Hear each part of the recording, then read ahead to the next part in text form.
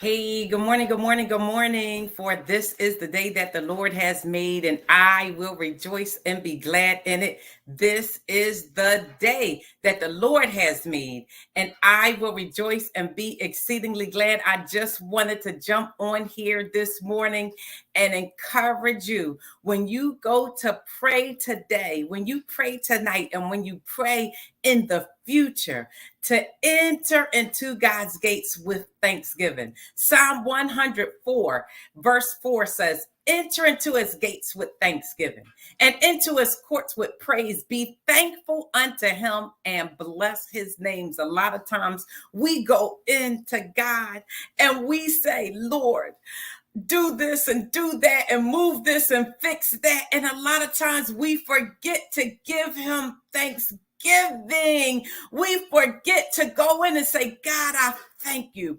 We forget to go in and say, God, I thank you for this day. For this is the day that you have made, and I will rejoice and be glad in it. Sometimes we say, God, I thank you, even though I'm in the fire, even though I'm in the trial, even though I'm in the lions, then God, I'm going to thank you, because I'm not thanking you because I'm in this trouble. I'm thanking you because I know you're with me, because you were in the fire with the Hebrew boys. And I know you are with me because your word says you would never leave me nor forsake me. So Lord, I thank you.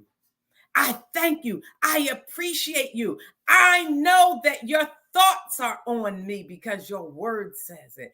I know that I can cast my cares on you. So I'm going to say thank you, because first and foremost, I know that you love me and care about me. We have got to go in with thanksgiving. We have got to go in giving him glory, honor, and praise. We have got to go in with some excitement. We got to go in. It can't always be doom and gloom. What kind of God do we serve if every time we go to him, all that comes out of our mouth is doom and gloom and woe is me? We got to go in and say, God, I thank you.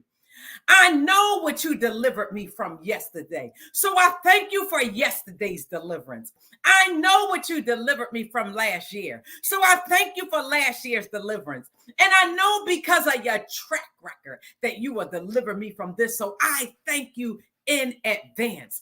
A lot of times we go into God and we tell him how big our circumstances or situations are, and we don't go to those circumstances and situations. We say we're seated in heavenly places with Christ Jesus, but our prayers don't take that place of authority.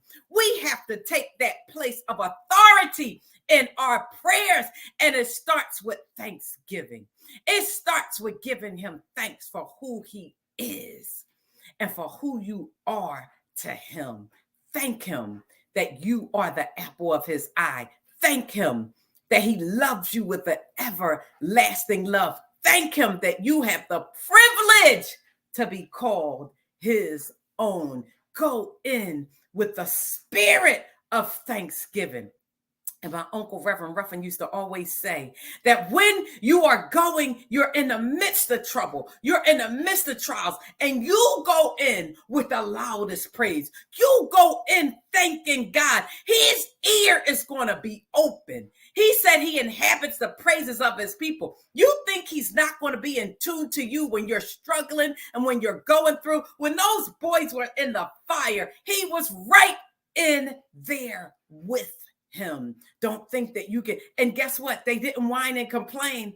Oh, they stood. They knew from their place of authority, their relationship with God. And they knew that whether he delivered them or not, that he was able to deliver them. And that's the authority that you have to take in your situation. Know that he is going to show up. You don't have to beg him. Children don't have to beg their parents to do what is their responsibility to do. It is God's job. He said it's our job to cast our cares. It's his job to take care of those cares. So thank him, because he is always on his job. Well, I hope you've been blessed this morning. This has been Blessed Moments with Sheila Horn. And if you have been blessed or you think someone else can be, I ask that you comment, love, and share. And as always, have a phenomenally blessed day on purpose in Jesus' name.